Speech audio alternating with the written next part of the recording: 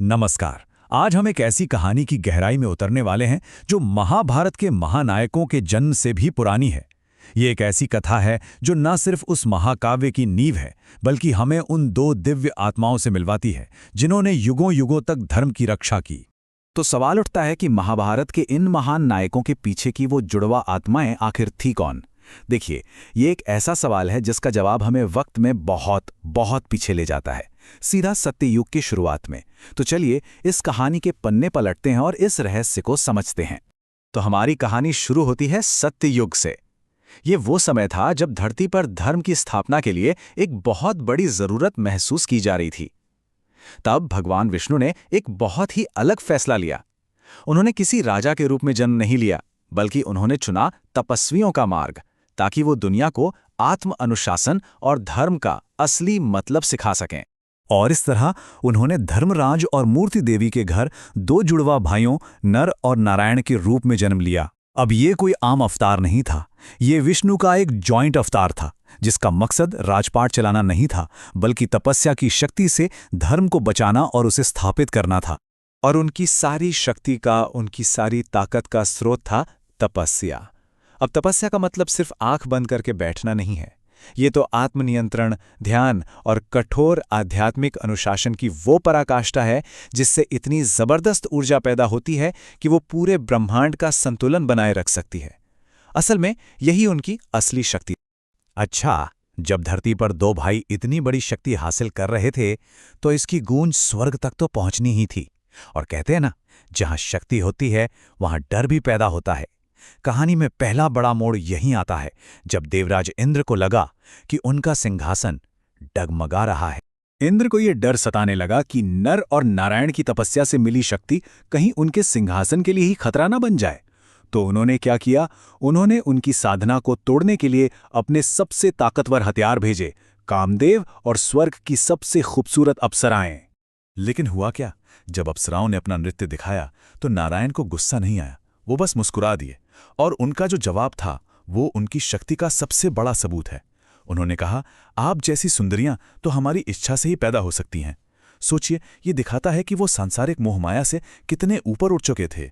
और सिर्फ कहा ही नहीं, उन्होंने अपनी शक्ति का एक छोटा सा नमूना भी दिखा दिया। देखिए, एक तरफ थीं इंद्र की भेजी हुई स्वर्ग की सबसे सुंदर अप्सराएं, उर्वशी, मेनका, रंभा, और दूसरी तरफ नारायण ने अपनी जांघ पर एक फूल रखा और उससे एक नई अप्सरा बना दी, जिसका नाम भी उर्वशी रखा। वो इतनी सुंदर थी कि स्वर्ग की अप्सराओं का सौंदर्य भी उसके सामने फीका पड़ गया। वो सब शर्मिंदा होकर वापस लौट गईं। इंद्र की ये परीक्षा तो बस एक छोटी सी बात थी। असल चुनौती तो अब आने वाली थी, एक ऐसी चुनौती जो देवताओं के लिए भी लगभग नामुमकिन थी। अब कहानी में एंट्री होती है एक बहुत ही शक्तिशाली दानव की, जिसका नाम था सहस्त्र कवच। और यहीं से शुरू होता है एक ऐसा युद्ध जो हजारों साल तक चलना था। 1000, जरा इस संख्या के बारे में सोचिए। इस दानव को सहस्त्र कवच कहते ही इसलिए थे क्योंकि उसके पास एक दो नहीं बल्कि पूरे 1000 दिव्य कवच थे। और हर कवच की खासियत ये थी कि वो अभेद्य था, मतलब उसे कोई तोड़ ही नहीं सकता था। तो उसे हराने का मतलब था उसे 1000 बार हराना। ये तो लगभग नामुमकिन काम था। अब इस नामुमकिन से काम को मुमकिन बनाने के लिए नर और नारायण ने एक कमाल की रणनीति अपनाई। नर 1000 साल तक उस दानव से लड़ते थे ताकि उसका सिर्फ एक कवच टूट सके, और जब नर लड़ रहे होते तो नारायण अपनी आध्यात्मिक शक्ति को रिचार्ज करने के लिए तपस्या करते। फिर उनकी भूमिका बदल जाती। यह सिलसिला हजारों सालों तक चलता रहा, जब तक कि उन्होंने 999 कवच नहीं तोड़ दिए। लेकिन जैसे ही आखिरी कवच बचा, वो दानव भाग गया और उसने सूर्यदेव की शरण ले ली। और बस यहीं से ये कहानी एक आम कथा नहीं रहती, बल्कि एक महाकाव्य बन जाती है। वो युद्ध खत्म नहीं हुआ था, बस कुछ समय के लिए, एक युग के लिए थम गया था। उस अधूरे काम को पूरा करने के लिए एक वचन लिया गया, एक ऐसा वचन जिसे पूरा होने में कई जन्म लगने थे। और अब आता है इस कहानी का सबसे बड़ा मोड़। वो दोनों जुड़वा आत्माएं धरती पर फिर से जन्म लेती हैं। तपस्वी योद्धा नर द्वापर युग में महान धनुर्धर अर्जुन बनकर पैदा हुए और दिव्य ध्यानी नारायण परम मार्गदर्शक श्री कृष्ण के रूप में अवतरित हुए। ये टाइमलाइन उस एक वचन के माशताब को दिखाती है। जो लड़ाई सत्य युग में शुरू हुई थी, उसे द्वापर युग में खत्म होना था। वो दानव सहस्त्र कवच अपने उसी आखिरी अभेद्य कवच के साथ कर्ण के रूप में जन्मा था और अपने वचन को निभाने के लिए नर और नारायण, अर्जुन और कृष्ण बनकर आए ताकि कुरुक्षेत्र के मैदान में उस अधूरे युद्ध को अंजाम तक पहुंचाकर धर्म की स्थापना की जा सके। पर रुकिए, ये सिर्फ एक बीती हुई कहानी नहीं है।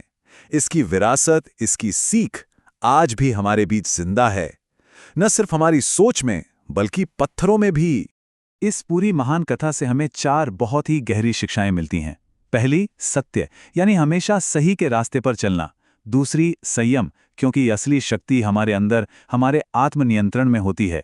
तीसरी, सेवा, यानी निस्वार्थ भाव से कर्म करना। और चौथी, ध्यान, जो हमें परमात्मा से जोड़ने का रास्ता है। और इस कहानी का सबसे ठोस सबूत आज भी हिमालय में खड़ा है, बद्रीनाथ धाम के पास। नर और नारायण नाम की 2 पर्वत चोटियां आज भी मौजूद हैं। ऐसा माना जाता है कि ये वही जगह है जहां उन्होंने तपस्या की थी, और ये पहाड़ आज भी उस पवित्र धाम की रक्षा कर रहे हैं। और आखिर में एक सवाल सबके लिए। एक मान्यता है कि जब तक ये 2 पर्वत खड़े हैं तब तक धर्म कायम रहेगा। यह हमें सोचने पर मजबूर करता है कि क्या धर्म सिर्फ बाहरी चीजों पर टिका है, या फिर उन शाश्वत सिद्धांतों पर जिनका प्रतीक ये पर्वत है, यानी सत्य, संयम और सेवा। आज के दौर में इस बात का हमारे लिए क्या मतलब है?